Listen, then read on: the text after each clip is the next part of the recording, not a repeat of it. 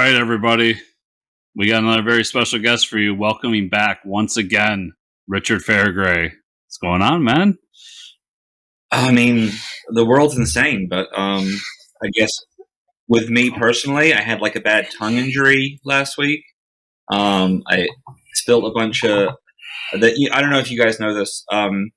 They brought back lime Skittles. They got rid of that apple garbage. So I bought about 400 packs, and then I was sour only because I'm not a coward. And so I was transferring all the leftover powder from one bag to the next, and I had about 8 bags worth sitting on my desk. And I spilled it, a little bit of it, on my tablet while I was coloring. And the next day I was cleaning up a page, and I was like, man, there's a lot of grit and dust and scratches on this page. And then I was like, oh, no, wait, that's all cooked on sour goodness. So I started doing some, like it's kind of a bit cooked on, right? So I'm having to do some pretty hard lick work to get it. And it's good, but like it's obviously pretty abrasive. My tongue starts hurting, but it starts hurting in this way that isn't just like the normal, oh man, your tongue's cut up from sour goodness. It's hurting in this way of like chemical stuff. And I've had some chemical tongue stuff before because of this time that I licked my phone screen thinking it was buffalo sauce, but it turned out to be laundry detergent. Anyway, so I knew the feeling, and I was like, oh shit, what's going on? And then I realized that right before the spill had happened, I'd been cleaning my tablet with my Windex. And so what had cooked it on was all that good blue Windex magic that was, meant to make it cleaner, but just made it way more toxic for my tongue. Oh, no. It's a really old tablet, so it gets really hot as well. So it's just like really just baked in there. So, I mean, I told Chris like before we had you back on, I'm like, he's going to have some crazy shit to tell us with updating his life. So this is like ammonia mixed with caked on sour lime flavor. Well, I mean, sour ever, just the general sour, like that abrasive stuff they put all over the outside. I was going to ask you how a tongue injury comes about. Usually I just like bite my tongue in my sleep, but you really got to go out of your way to do. I'm just very dedicated to my flavors. Oh man! So I can't confirm whether they come in sour, but have you seen that they have an all lime bag of Skittles? Yeah, you can get that if you go like. I haven't seen it in sour myself, but I would be quite excited by it. The thing is, like, I'm a big lime guy. All right, like lime is really the only fruit that I'll fuck with, and I'll eat those suckers whole. But that's sick. You're a sick person. They're just very good, though. They're just very good and tasty. And like as a kid, like lime was always the flavor that you held on for. Like you would save all your lime, like anything green, you'd save. That's true. End, right? Yeah. Or buy just I agree with you. Crystals and just like down them. Yeah. But so when they changed to apple, like it was a whole move in the '90s where candy would switch from lime to apple, and you just get this nasty green surprise. Right. It was very disappointing. So I love lime. But with Skittles, it's all about the full mouth flavor, right? You want all 5 colors in there because, let's be real, grape sucks. Mm-hmm. Let's be even more real, strawberry is just kind of nothing. Like there's no real point to it. Mm-hmm. But like, I love the sour so much that I was still buying a bag a day. But for a long time there, 60% of my Skittles were ones I just didn't like, and I'd kind of suffer through them to get to the yellow and orange. Now, lime's back in the mix. I got a 60% hit rate. I can do a full handful at once. Oh, okay. You're back. You're in the positive now, baby. Let's go. Yeah. You're right. At some point, it was in the 90s, they switched to green apple, and like life became bleak. It's because green apple's more extreme. That's why. But it was okay. Apples have never been described as extreme by anyone. I don't know what the hell. Like green is the least flavorful apple, but it happened across all candies. Mm-hmm. Suddenly, apple was an acceptable thing to have on store shelves, and I think it's because very few people eat limes as a food. They use it as a flavor, and so I think like parents thought of lime as a flavor, not as a fruit. So they put that green apple in there, and then they can be like, you're basically buying your kid a healthy snack. I think, part of that whole, you can have carrot sticks. They're the same as fries because they're the same shape. No, they're not, bro. They're actually quite different, and they do suck. And they do suck. Yeah. There was a McDonald's near my house growing up, and it was the first one in New Zealand to have the future space playground, which is the one with all the tubes. Oh, yeah. And it's pretty dope, and it was the one that we would always go to. Like I was, firm KFC boy, but my sister was into McDonald's. They were next door to each other. So we'd do 2 drive-thrus. Then my mom would go get Wendy's from like 3 blocks over because we were not a decisive family, and she would rather drive for 2 hours a night than cook. But then they closed the McDonald's and they turned it into a daycare, and they called it Small Fries. And the logo is like a fry container with crayons. And I just can't imagine how angry I would be if I was a kid who was being dropped off there every day being like, I know what this place was. Like, I know this was a happy place once, and you've ruined it. Yeah. They did that to the Burger King in my town. There used to be like a play set, and I went there the other day, and they took it out, and they added more seats. And I'm like, why would you ruin No, I mean, they children's lives? took out the whole McDonald's. Like, it's just a daycare now. Oh, even worse. And they're still next door to a KFC. So they can smell good food. Right. And then they're in there eating their goddamn carrot sticks and raw broccoli or whatever kids eat these days. So McDonald's in New Zealand, what are they offering that's different than the US? Because I know like fast food is different. Everywhere has one. Every country in McDonald's has one different item. Our thing is the Kiwi Burger, which does not have the fruit in it or the bird. It's just, it's terrible. They're like, let's put beetroot and an egg in a McDonald's burger. Let's make what the hell? Let's make a leaky mess for you. But it had this commercial, and I won't remember all of it, but it listed all the things that Kiwis, which is what New Zealanders for some reason call themselves, proudly love. The kiwi, by the way, for anyone who doesn't know, the fruit is named for looking like this stupid bird, which is like, it's a flightless bird that's 80% a storage sack for an egg, and it just kind of runs around and dies very easily. I was actually at a kiwi rescue place in between conventions. We're taking all the guests to this thing years ago, and it was awful. They did this whole thing about like, by the way, they're an endangered bird. I want them to be safe and all of that. This is just a dark story, but it's very good. So they're talking about all this effort they put into preserving kiwis, and they're like, and we had, after 10 years, we had released our 50th kiwi back into the wild. And on the same day, a hunter's dog got loose and killed over 200. And every American celebrity guest at that convention just started giggling because the guy delivered it so earnestly, and we were all pretty tired. And for the rest of that show, anytime someone would do anything with gusto, they would say, "Man, you ripped through that like a dog through kiwis." Oh my god! Oh my god! It was a good trip. That's amazing. But so there was this commercial that went, Kiwis love hot pools, summer schools, rugby, hot pools, summer schools. God, that's really embarrassing. I used to know the whole thing. World Peace, Woolly Fleece, Ronald and Raising Bees, Chili Bins, Cricket Wins, Fast Skis, Golf Tees, Silver Ferns, Cowrie Trees, Kiwi Burger, Love One Please. Because we love All Blacks, Thermal Decks, Hokey Pokey Walking Tracks, Beef Patty, Power Shells, Tomato Lettuce, Marching Girls, Jandals, Sandals, Ketchup, Coromandels, Hokey Pokey, Maori Haka, Kiwi Burger, that's our taka. There's a lot of New Zealand words in there that make no sense. What? But it was and it would come back like Double Down style, like for a few months of the year, and everyone would go like buck wild for this thing. And just it's like the McRib.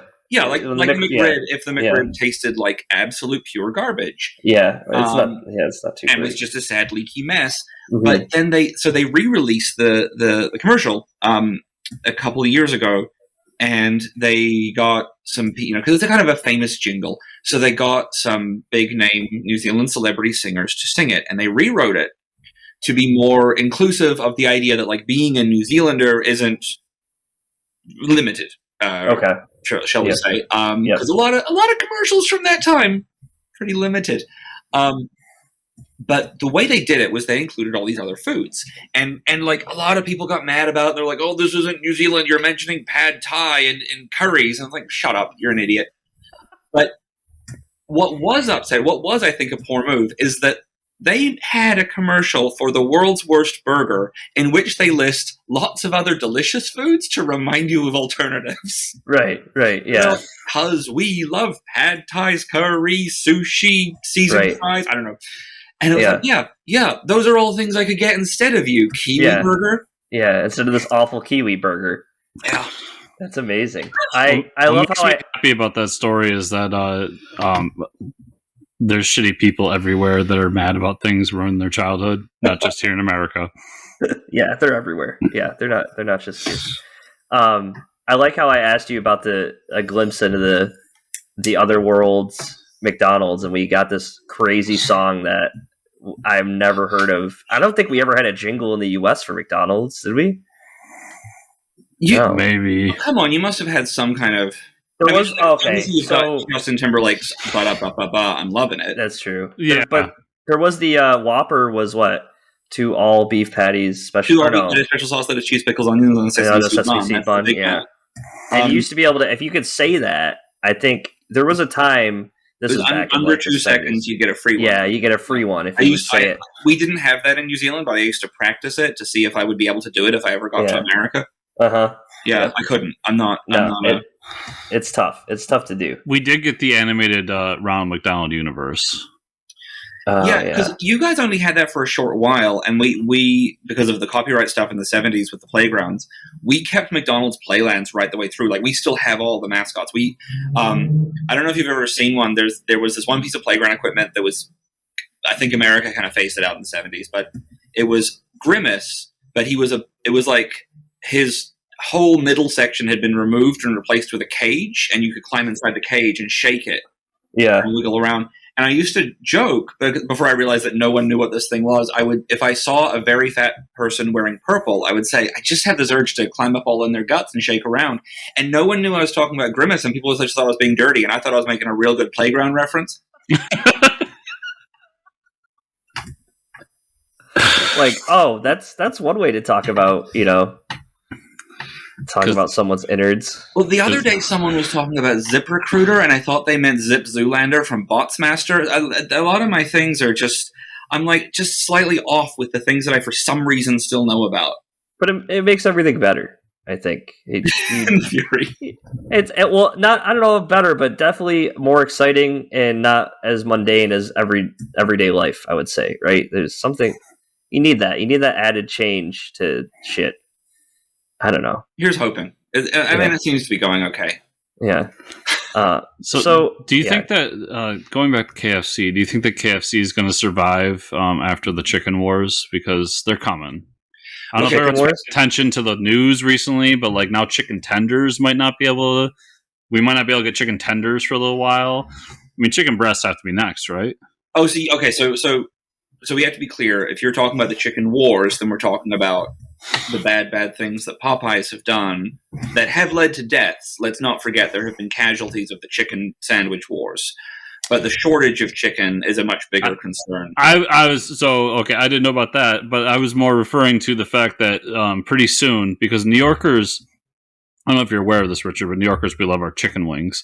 We've already suffered with the chicken wing shortage. Now we're talking about a chicken tender shortage. I feel like people are going to take up arms. Honestly, like, here's the thing. The chicken sandwich wars have literally led to death. People have stabbed each other in line for Popeye sandwiches. Mm-hmm. Yeah. It's messed up. That's messed up. I do say the Popeyes makes a good chicken sandwich. I will say this. I've had KFC in Europe.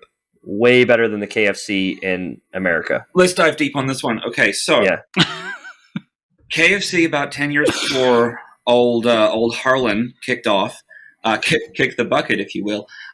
They changed the recipe. Nice. They changed the recipe and the breading method. They got rid of that milk and egg breading that they used to use, and so it stopped picking up all those good flavors. The rest of the world didn't do this; just North America. The rest of the world, and also North America, changed the actual herbs and spices recipe, which is why old Harlan Sanders disavowed any connection to the company before he died. Mm-hmm. When it's a man with principle. Yep. I mean, I don't know if we want to say that. Like, he did definitely steal a chicken recipe. Right. Oh, yeah. He definitely stole it. Yeah, for sure. Certainly. Although, you see, they have, in his wife's journal, they found a handwritten copy of the recipe. And they did? Around. Yeah, and, like, I don't know if it's been verified. I tried to fuck with the British guy's recipe that was released in The Guardian a few years ago, back when COVID first started. I was like, screw it, I'm getting a deep fryer. I'm going to go ham on this whole thing. And it was terrible. And also, it takes 3 days to make. And when I want KFC, I do not want to wait 3 days for it. Yeah, you want to go get it in an hour. Like, that's it. Yeah. So the thing is, KFC in the rest of the world is really good. It's absolutely delicious food. And they have chicken salt on their fries, and they're crispy, and they're delicious. It's so good, yeah. It's so good, which is why I used to eat 40 goddamn pieces of it a week. I buy a bucket on a Sunday, reheat it for breakfast and lunch all week, right? got to America very excited to eat chicken in its natural home, very disappointed. I was splitting my time between here and Canada. I tried it in Canada. I was like, well, this is the original flavor, but it's not breaded right, so it's not holding that flavor. So I call up Canada and KFC in Canada. I'm like, okay, we need to figure this out. I have needs, and I would like you to start using the original recipe breading method again, please. And they're like, you know a lot about KFC, you weirdo. And I was like, yes. What are the chances? And they said, we have been toying with the idea, but we haven't pulled the trigger on it because we don't know if it would test well, and we'd have to change a lot of our kitchens to do it. And I said, well, I'm getting married in a couple of months. Let's focus group my wedding, and you guys cater my wedding, and we'll focus group them to see if everyone likes it. Obviously, my intention is to fill out all of the forms myself, because obviously I want everyone to say they like it, because I want my good chicken back. Yeah. Get 300 pieces of chicken for the wedding, 200 pieces of chicken for me and my friend Lucy to eat the week after, and then they respond by saying, yes, absolutely, we're going to roll this out. So Canada starts getting good KFC. They already had good, now they have great, okay? And it's all going well. Then I get this email saying, we're looking at rolling this out on the east coast of the U.S. And I was like, well, that's useless to me. I'm in California. Then I'm in New York. I'm on a 4-day trip to pitch some books. And I'm in Brooklyn on one of the overground, portions of the subway. And the doors open, and I smell real KFC. And so I just get out and follow my nose. Now, I'm on my way to the airport at this point. Yep. So I've got my suitcase, and I've bought a lot of clothes on this trip. I get to the KFC, 4 blocks away, walk in, and I'm like, how much chicken do you have? And how much can I buy immediately? So I dump out all my clothes on the sidewalk, fill my suitcase with chicken, and then get on a plane back to LA. Do not want to share my good chicken with my roommate, so I hide the suitcase in my closet and eat it across the next 2 months. Now, I did almost shit myself to death every day, but I also got to eat very good chicken while on that toilet, so I think on balance it was worthwhile. 2 weeks ago, I'm in a 7-Eleven. I hear this guy arguing with this girl about whether or not the chicken tasted different, that they'd just been to KFC. And I'm out here in LA at the moment, and I was like, excuse me, which KFC did you go to? The one on 3rd Street. I order in 40 pieces. The buckets arrive. Absolutely. Original recipe, good KFC is back, my friends. Wow. So we are. I want clarity on one part of the story. When you brought the chicken in your suitcase to TSA and went through all the security checks, did they say anything to you? Did they put it through the X-ray thing and be like, why are there buckets in here? And I was like, I just really like chicken. This is a domestic flight. I'm allowed to take whatever I want. Chicken's not a weapon until after I eat it. Okay. True. Okay. True. Yeah. That's phenomenal. Okay. Fresh chicken has no explosive properties. Yeah, fresh chicken. 2-month-old chicken, that's up for debate, I think. Probably the darkest moment of my life. I was in Australia, and I hadn't had good chicken for a solid year, and I was there for a writers' festival. And I immediately went and got a couple of buckets, and I was just, everyone else was out doing networking and meeting other writers, and I was just in my hotel room sitting on the toilet eating the chicken. Because, honestly, with my 36-year-old guts, it's not worth the risk to not be on a toilet if I'm eating the food of that nature. Yeah, that's fine. I can't say anything to the taste. I did forget to put the do not disturb sign on the door, and the maid comes in, and she just sees me sitting there with a bucket of chicken between my legs, letting bones fall back into it while I shit. Man. And I'm like, I don't know how I've changed you as a person from this. I don't know how to feel. I would say that she's seen crazier shit, but I don't think she has. Honestly, I think that's the bar. Yeah, She's walked in knowing that's the worst thing she'll see. Let's see if we can walk back to me telling some story that isn't about me pooping myself. Because it's part of my brand. Yeah, I cannot get away from it. Oh my god, that's amazing. Yeah, I always have that fear too. I always have the do not disturb sign on because I'm like, I don't want someone just walking into my room at any point, throughout my stay at a hotel. But when you're so vulnerable as eating a bucket of chicken while you're, drop trow on a toilet, why not? It makes you feel better, Richard. I can honestly say I've been there. Thank you. Admitting it is the first step. Oh man. All right, so let's. I guess I'll be the captain to steer us a little bit towards what we're here for today. Haunted KFC. Hill. We're here for KFC. Sponsored by KFC today. Let's talk Haunted Hill before we get into more shenanigans. But we've been always such a big fan of your work with Blastosaurus. Black Sand Beach was great. What is Haunted Hill? This is a little different than your normal projects, right? Is it because typically you're all ages stuff? But this is a pivot. This is a bit of a pivot. Back in the old days, I used to release all kinds of stuff for all different age levels, and because I make whatever I feel like making to stop me from being bored and to fill the hours till I freeze to death. And I don't know, I kind of stopped that for a bit because I was like doing all the like kid friendly content with Blasto and Black Sand and Cardboardia, and I'm absolutely still doing that stuff. But here's the thing about me: there's maybe 16 to 18 good working hours every day of your life, and I cannot release enough. I cannot fill that time just with kids' books, right? So, beginning of this year, I'd had this idea floating around in my head, and the idea comes from my irritation that the film House on Haunted Hill is actually about a haunted house on a regular hill. So the title's very inaccurate. You're right. And I started thinking, well, what would a haunted hill be like? Well, the ghosts would all be underground, so not really a problem. So that's actually a pretty chill environment. And I'd been out of Hollywood for a grip, and I wanted to like do something about my home. So I started writing the story about just this woman who lives in Hollywood or has returned to Hollywood. And I had 2 days off between books, so I made this little 6-page story. Very simple. This woman has just gotten out of a job interview, and she's celebrating. She's trying to quit smoking, but she's celebrating with a cigarette, and she can't find a lighter. So she talks to this other woman who's standing, waiting for someone to pick her up. And it's just a 35-year-old woman talking to a 25-year-old and kind of having just a slight difficulty with communicating. Okay. Because the 35-year-old woman, while feeling like she is older and more well-placed, is also feeling completely fucking lost because she can't find a lighter in her messy bag and like doesn't quite know how to celebrate, and also doesn't really know how to talk to a person because her life is in chaos, because one day ago she got off an airplane having moved back to her hometown of Hollywood after being gone for 22 years. Right. And then her Uber cancels on her because she's a garbage person and Uber will not pick her up, which is just a running gag that I will probably never explain.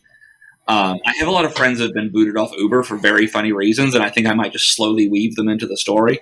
That's awesome.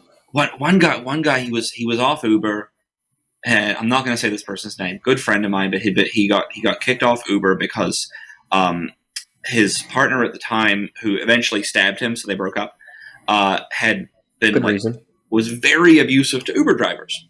Was a bad person, shall we say? Yep. And so he got a very low rating, kind of got booted off the app. They broke up. He got new phone number, new credit cards because of other stuff that the ex was doing, and then was like, I'm back on Uber, I can get rides. Goes on a date. First trip out. He's got no rating yet. First trip out, coming back to his place from this date with this girl, and the girl gets in a fight with the Uber driver. I don't know what about. The Uber driver pulls over and says, that's it, get out. He gets out, turns around, she's not getting out of the car. About 10 seconds later, she jumps out the other side and says, run, I just took a shit. So now he's off Uber again. What the hell? Oh my god. And like we've all had our Uber. I had a driver pull a gun on me one time. It was real fun. Oh boy. What the hell? 3 stars, yeah, 3 stars. I'm not going to be unreasonable. But anyways, so she can't get an Uber, and so Eva, my 35-year-old main character, talking to Sasha, this 25-year-old girl she's met outside this place in over on Beverly in a kind of seedy part of town that I enjoy, and so she says, so she can never ask, but eventually Sasha offers her a ride with her other friends who are all in their 20s. And that was the whole story. It was like I was kind of setting up this thing of like, we all know how this is going to go. When you get in a car with people in their 20s, your night is over. Like, you're never going to get home. There's going to be stupid stops along the way, and I don't need to explain it. I can just do it as this. But then I didn't get the notes on the other script I was meant to be working on, so I had a couple more days, so I turned it into a full issue, and then by the end of it, I had them, like, at a donut place, and one of the couples had broken up, and everyone was angry at Eva for, like, saying true and accurate things, but things that maybe people at age 20 are not ready to hear about, their shitty relationships or the way that dudes are behaving. And then I'm like, you know what? This is a series. And over the past 10 months, I've just done a new issue every time I have a week off. And now I have 12 issues. And I was just looking at it thinking, like, I don't know what I'm meant to do with this. I've never enjoyed making a book so much. And I'm making it 6 pages at a time. I'll write 6 pages and then immediately draw them. So there's no oversight from anyone. I never have to wait for notes, which is my absolute hell. And especially, when you wait 8 months for notes and they come back and they're like, no, it's good. Yeah, why did I wait all this time? Cool, this is actually a comic script. You probably could have read it in a minute and a half. But right. Cool, 8 months, that's great. So I was doing an interview about something, and I'm prolific. I have 239 books to my name, but most of them were only ever available in New Zealand before I moved out here. And when I first moved here, a thing happened. I went on a date to Disneyland, and I'm not saying this is connected, but it's a big coincidence. Posted about it on Instagram and Facebook, and that night, someone from New Zealand, who would have been quite upset that I was going on a date with someone else to Disneyland because of a recent breakup, logged into my Dropbox and deleted all of my high-res files for basically all my work. Oh, boy. And so I was sort of like, you know what? I guess that bridge is burnt. I can never go back to my old work. And I was weirdly okay with it. And then 3 weeks ago, I stumble across this hard drive that doesn't have those files, but it does have all the saved for web versions. So I have everything at 780 pixel width, because back in those days, that was normal for a webcomic. Right. And I was like, fuck it, I'm going to put them online. So as of 2 days ago now, there's 1,800 pages of, it's about half my work from the past 10 years. It's just all on richardfairgray.com. And I thought, well, now when people go to look for my stuff, or if people like my books as they come out, they can go and look for more stuff from me. And there's a mix of stuff for kids and adults and everything in between, and comedy and drama, and even some sci-fi and some superhero stuff. It's really kind of everything. I'm like, this is the perfect place to put Haunted Hill. And I can just have complete control, and I don't care if, maybe 5 people will read it, maybe 1 million people will read it. It just makes me so happy to make this book about a 35-year-old dirtbag who moves back to Hollywood because her wife gets a job at a museum.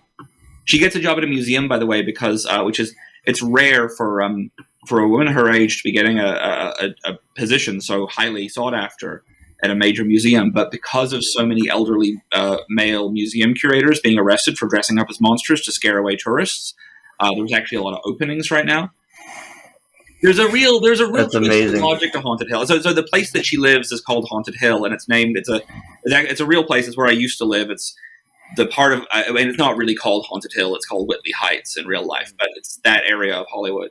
And the premise is that it was a housing development owned by a man named Obadiah Haunted, who, much like many people in the old days, got his name from his job. Because he used to be a vessel for ghosts and demons being cast out of possessed wealthy British children during exorcisms. And so he was known as the most haunted man in America, with legs full of ghosts.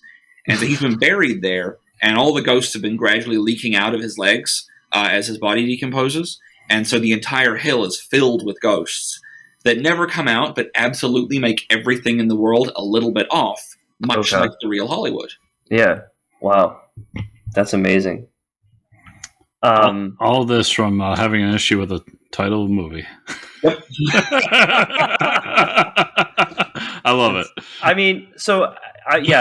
I noticed you put all your books up there because I was going through Blastosaurus, and I guess I never even put the connection to the 11 herbs and spaceships of your love for chicken was there in between the lines. I mean, there's literally a portrait of Colonel Sanders and the stars on the last page. Yeah, I know, and I guess I just dropped the ball on that one. So it's going to be available you're putting it up on your website, and you're not going to ask anything for it, or yeah, totally free.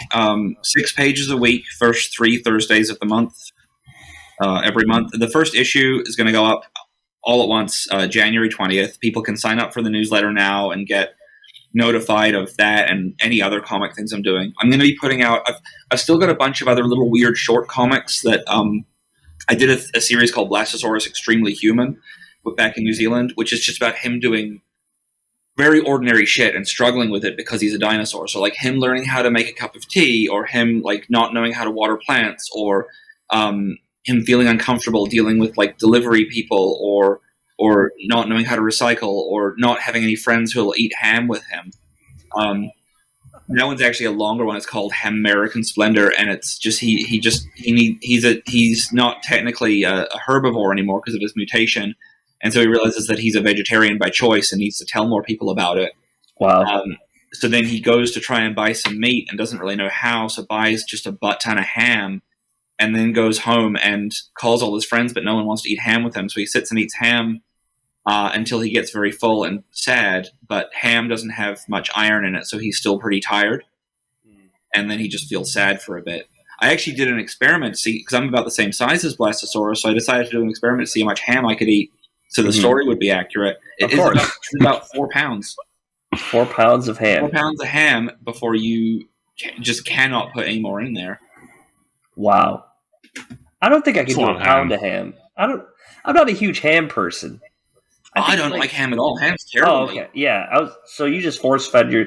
Now, what type of ham are we talking? Are we talking like deli meat, or is it like a cooked ham? Yeah, like deli meat, like a thin slice shaved ham. But I once there was a promotion where if you bought a big tube of chub, if you bought the biggest one, which was like, this is New Zealand, so it was in kilos, so like a little over 2 pounds, you would get a free Ninja Turtle sticker that to this day still smells like that stinky meat. Oh my god! I only have one left, but there were 8 of them, and I said to my mother, I would like to get all 8 of these stickers. Yeah, you need to go and buy me 8 kilos of chub right now. Yeah, for sure. And she, bless her heart, she went and bought 7 kilos because the store only had 7. And I was like, well, with my 6-year-old logic, if I eat all of these tonight, she'll have to go get the 8th one tomorrow. So I just sat there and ate. Oh man, I've never been so sick. But I ate 7 kilos of chub, and I got Splinter and all 4 turtles, and then I got a second Michelangelo, which is just an absolute ripoff. I'd never occurred to me that I would have such bad luck. And I think I got a Shredder. I'm not sure. These were cool stickers as well because they were from the UK, and so they said Teenage Mutant Hero Turtles because they weren't allowed to have ninjas on TV there. Oh, okay. And I remember you talking about being a huge Turtles fan too, of going to the toy store. I remember that story. I had to look up chub ham because what do you guys call it here? It's just I think we just call it like deli ham. No, it's like it's those. It looks like a roll of dog food. Oh, it's just like processed meat that's all kind of split together in a big sausage thing. Yeah, you gotta kind of peel off the packaging and just hunker down. I don't know what that's called. It sounds like bologna. Almost like bologna, but like giant. Yeah, I don't know. Anyway, it's bad food. Yeah, I looked at a picture of him. Like, this does not look appetizing to even eat one of these, let alone 7 of them. But if you want those stickers, you got to put in the work. Oh my god. I don't know how. I forgot. We went from Blastosaurus to ham, but I'm so excited to see everything's up on your website because I'm going to be reading a bunch of this tonight for sure. Yeah, so you can get there's all of Ghost. My buddy Theo and I did this thing one year where we did 52 short 10-page 52 8-page comics in a year on top of our regular work. Yep. And then technically 10 pages each because they were the front and back cover are also freestanding jokes on every single one. And then there's like a couple of Blasto spin-offs and a thing called Anoraks and Acolytes and a bunch of other short comics, including my one about the guy eating corn on the toilet. God, that's just when people study me as an auteur. Yep. Yep. I'm just looking at the one of him eating corn on the toilet. That doesn't come from personal experience. No way. No, that one. Well, it's weird. Like that one just comes from when I used to teach how to write horror. I would always say the scariest thing you can do is putting something ordinary in the wrong place. And my example was always, there's nothing scarier than finding a corncob holder and a toothbrush cup. Yeah. Yeah. Yeah, like the absurd almost, right? Yeah, because why does someone have that in the bathroom? Oh yeah, that's kind of messed up. There's no good reason. I don't want to think about the reasons. Mm-hmm. But it'll haunt you forever. Yeah, it makes you feel awful when you do that. What the hell? Mm-hmm. Oh my god. Yeah, why did you put me there? I'd been to this a friend's Thanksgiving thing a couple of years ago, and I was like, I'm never going to see those people again. I should base all the characters in this corncob story on them. And so I just had some fun drawing this guy stabbing himself in a shower with a corncob holder and taking a dump while eating corn. And then I ran into him at a comic store, and it had been like all of COVID since I'd seen him. So I'd kind of forgotten how to talk to people, and I was like, oh, you want to see a picture I drew of you? Basically a stranger. Oh my god. He didn't love it, I'll say. Oh, I haven't talked to you in a couple years. By the way, here's this picture I drew of you. Not creepy at all. He just got done watching like 2 seasons of You on Netflix. Here's my art. Yeah. Amazing. So for Haunted Hill, do you just want to do this as like a digital thing, or do you see printing it at some point? I think I'm going to print it. I love print comics so much, and I hadn't done any kind of like events for so long. And then my local comic store up in Canada, they said, "Hey, do you want to come along? We have this little market day." And it's tiny, and it's just like 30 or 40 people probably will come through in the day. But like the mall is closed on Sundays, so we just take over the Central Arcade in this very small mall. I was like, all right, I'll fuck around with this idea. And I get there, and like I just had so much fun. And I made a pile of money and sold a pile of books and got to talk to a bunch of people about how cool comics are. And I was like, I'm actually pretty hooked on this. I remember why I love it. So I've just done 2 cons, San Diego, special edition, which was very end of the world. Like it was fun, but it was empty. And then I just did LA Comic Con the last 2 days. And I don't know, I just enjoy the energy of them. So yeah, I wanna get Haunted Hill into print. I don't know how I'll do it. I mean, maybe I'll just print it. Maybe I'll just like run with it and be like, I'll just take a risk. Let's get 10,000 copies of this thing and take it to conventions for the rest of my life. Or maybe I'll Kickstart it, or maybe I honestly have no idea. I had a couple of offers from publishers early on. My agent sent it out to some people, and I just said no because I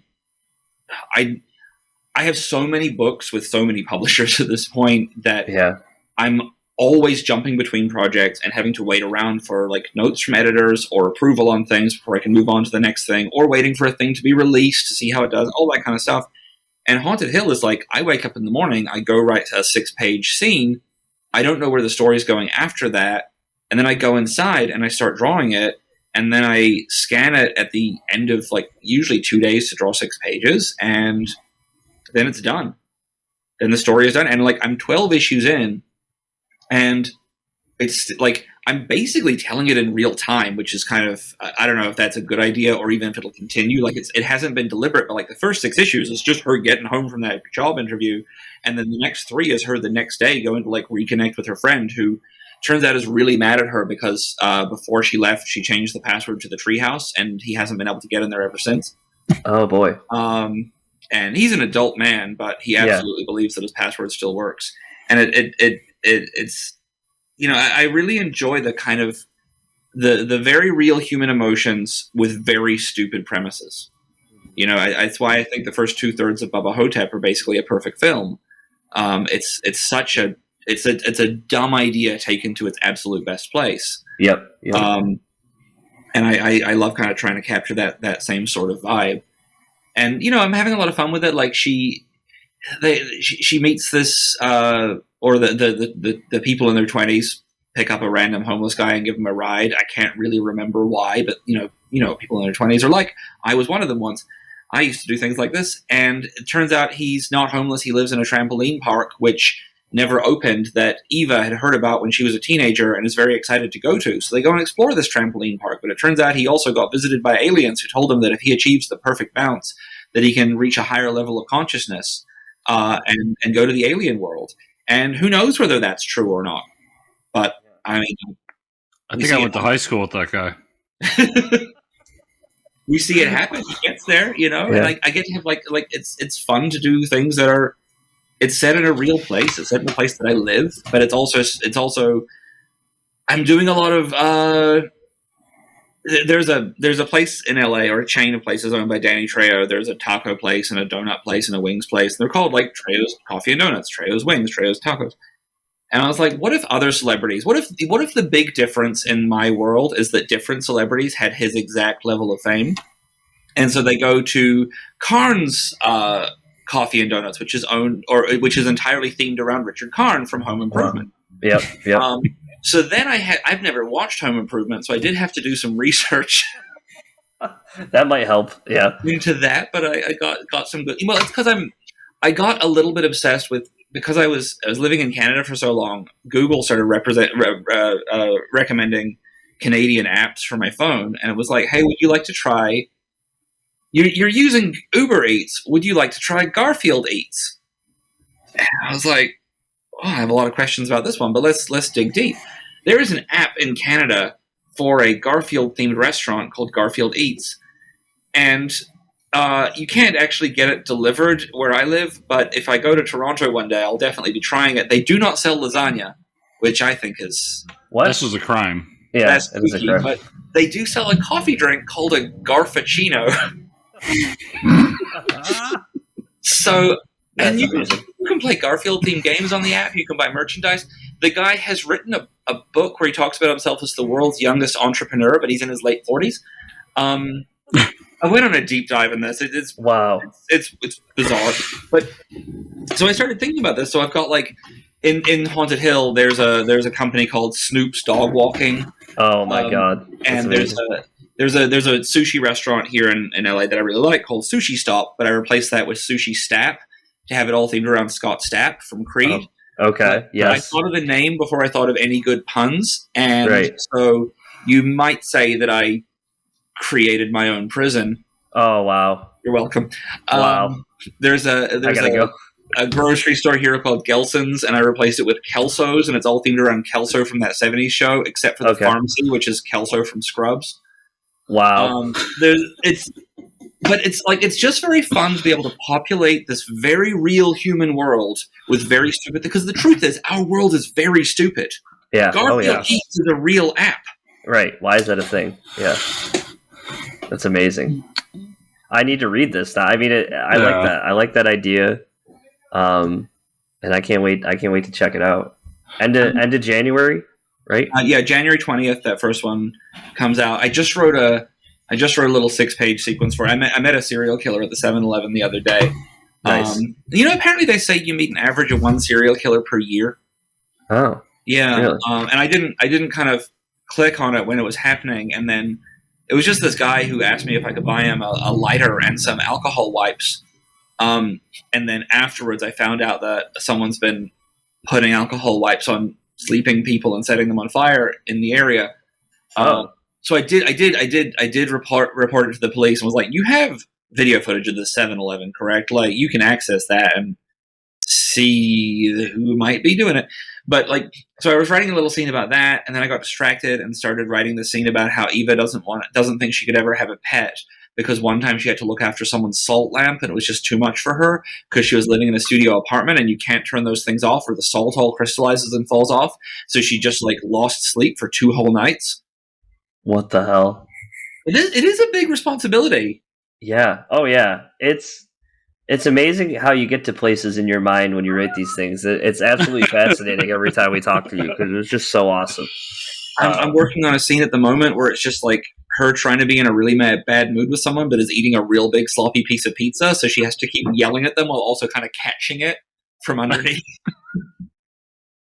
That sounds awful. I'm excited for this book. Yeah, it's going to be very good. So dude, yeah, let's ask too. Last time I talked to you, we were talking about Cardboardia. Mm-hmm. How'd that do for you? Pretty good. We've got I this may shock you. I'm very bad at Twitter. I usually average 1 to 0 likes per tweet, and that's a generous interpretation. So I never get any notifications. And then since Cardboardia came out, it's been like every day there'll be like, 37 people have retweeted this thing about a librarian who found a copy of Cardboardia and tells everyone they should like it. And just like I got offered a panel at Comic-Con last weekend, and I keep getting asked to do more. I just finished book 2 of Cardboardia this week. I just lettered it. And yeah, people seem to be really loving it, which is kind of like, I mean, it's not a surprise. I think it's a good book. It's a great little fiercely anti-capitalist book for children. But yeah, it's going well. It's just kids' books do not take enough of my time. And what else am I meant to do other than draw comics? Right. So I'll make Haunted Hill in all my spare time. I just have to do 6 pages a week forever. And I've got more Black Sand Beach coming out next year. And just quietly had some talks with some people yesterday about a Blastosaurus revival and a reprint of all the stuff. That would be awesome. I just signed a contract for Ghosts is being collected in print in the US for the first time. This is about the ghost who struggles with invisibility and loneliness that I made when I was a kid. Yep. And that'll be out in March. And then I've been asked to pitch a new series, which I'm not going to talk about what it is yet, but the title is The First Time My Brother Died, which I'm very excited about. It's like it's absolutely mature horror, but about kids. So I get to be a lot scarier than I've been in Black Sand Beach, and I'm very excited to do that. Damn. Awesome, man. Awesome. Richard, I'm so excited for all the stuff coming out. I want to get some printed copies of Blastosaurus. So, and I know you have a newsletter you can sign up for on your website, right? So you just richardfairgray.com. Yep. And if you sign up for that, like you get that welcome message with a great picture of me enjoying a hot dog. Mm-hmm. Well, I mean, what more do you want? There is what the hell? I want to brand myself. I did this thing years ago when they did the Share a Coke With campaign. Yep. I went and stuck Richard Fairgray stickers on all the Coke bottles in my area, hoping people would just buy me Coke. Yeah. And only one person ever did. Okay. And I would really like to brand myself as the comic guy who loves a good hot dog. And I want to be clear, no ketchup, violent tomato allergy, but I would like onions and mustard. I would like a real sloppy mustard mess to be delivered to me. Basically, there's no time I'll turn down a hot dog. So I'm trying to put as many pictures of me out there going full Joey Chestnut on one of those bad boys to see if I can really spur that. Well, listen, if you cover the East Coast for a con, you let us know. We'll grab some hot dogs somewhere. Yes, have you had a Zweigel before? I have not had a Zweigel. What is a Zweigel? Zweigel's good. So Zweigel is made in not my hometown, but the city right next to my hometown of Rochester, New York. Western New York. Yes, and it's just it's our hot dog. It's what's the other one? Mike Hartman's or something like that. Hoffman's is a big one in New York. Yep. Which is kind of similar. That's a little bit more nationwide, but more of a German Frankfurt. It's like a white hot dog. But yeah, you can get a white hot, you can get a red hot. It's one of those pop open ones. It's good stuff. Yeah, really. Because I invented my own hot dog recently, the dessert dog. Oh yeah. You get a hot dog. Okay. Cut that slimy sausage up into lots of little bits. Fry it all up real good. Fry it real crispy. Okay. Get some bacon bits, fry them up with it. Got to drain that on some paper towels, get some of the fat off it, because you want it to be kind of clean. Get your bread, butter it up real nice, both sides, fry that up for a little bit. Put it back, on the plate. Put in some lumps of vanilla ice cream. Put in your hot dog, put in your bacon bits. Dump on some whipped cream, preferably from a can, so you can have fun squirting it into your face later. And then a lot of rock salt. Preferably Himalayan rock salt. It is such a perfect combination. You can add some chocolate to it. You can add some caramel to it if you want to. But, the meat, the meat and the sweet together is the so sweet very and salty. Yeah. Wow, that actually I'm like, I don't know where he's going with this, but then you rounded it off with the salt at the end, and it sounds pretty good. I feel like the natural conclusion to this is that we need to create the Richard Fairgray's hot dog cookbook. Oh my god! I would like to be the Guy Fieri of comics. Just hot dogs. What can you do with the hot dogs? He'll tell you. I would like, honestly, I think that obviously because a hot dog is not a great traveling food. Like I love getting a hot dog after a concert. I'm gonna tell another pooping while eating story. I really thought I was gonna get away with this, but I was at a Wilco concert, and I enjoy Wilco, but I was, the joke always is, I'm surprised I'm not wetting my own pants being here, because this is the wimpiest music that I enjoy. And I have seen Cave Town live, so there's a high bar for the kind of wimp music I enjoy. But I'm at the Wilco show, and I'm like, you know what? It's my first night back in LA. I'm going to leave early because I'm at the Palladium, and they always have good dogs outside. And I don't want to deal with the crowd because if I'm buying, say, 4 of them, I'm going to get mustard all over some strangers. Right. You don't need that. So go out there, buy these 4 dogs. It's a short walk back to my office. I'm going to go back and do some work. I eat 3 of them on the walk home. Did have to eat the 4th one on the toilet. But no regrets. But here's the thing. So my point is, hot dog's not actually a great traveling food. They're too sloppy. They're too messy. I would like someone to invent the hot dog cone. Think about like a waffle cone, but made of bread somehow, and it would be perfect because you could do the dessert dog, you could do the regular dog. Like it's, if you get enough dogs and shove them into a mug, you can just eat them handheld. Just chomp it down from the top. I think you're onto something. Does the corn dog not suffice for this? I mean, the corn dog would suffice if it wasn't the worst food in the world. It tastes too much like the breading than a hot dog, I think. And by breading, you mean some kind of whatever it is. I don't know what it is. It's not. Is it corned beef? It's sin that has been squeezed out of some kind of pus hole and then fried. It is terrible. It's some sin. Oh my god! Oh man! I feel like the worst human being because I like corn dogs, I like grape, I like strawberry, and I like green apple. So at the end of the interview, Chris feels like a piece of shit, and I surprisingly, after an hour of being here, just really want a hot dog. I don't know how we got here. Chris just feels like a terrible human. I just want a hot dog. Chris, everyone's tastes are different, and some people's are wrong. And that's okay. Some people are wrong. Yeah, I can accept that. that. Awesome. Listen, it's like with foodvention, which is when you invent foods, like I do. A lot of the time, actually, I kind of wonder how sour would be with a hot dog. Like, have I ever told you about my great my spray candy that I made? No. I bought a big bag of gummy bears. Got a big tub of tartaric acid, tipped that into the bag, left it for like 4 days, fully liquefied those bears, made just like a real sour liquid, punched a hole in the bag, was squirting it into my mouth, having a great time. Then I thought, what if I put this in a bottle and I could use it like a breath freshener? And people would be like, oh, what good fresh breath you have. No, it's straight sour candy I'm enjoying. But I did destroy one of my tonsils. Now I did have to have my tonsils removed in my 30s. I don't know if it was related to never stopping doing this, but so I would just like spray it, taste the good flavor, cough up some blood, spray it again. Like it was, but man, it was worth it. They had that for a while. I remember as a kid they had like a sour breath spray as a candy. Oh, they still have it. They still have it. Yeah. Oh, we live in a magical world.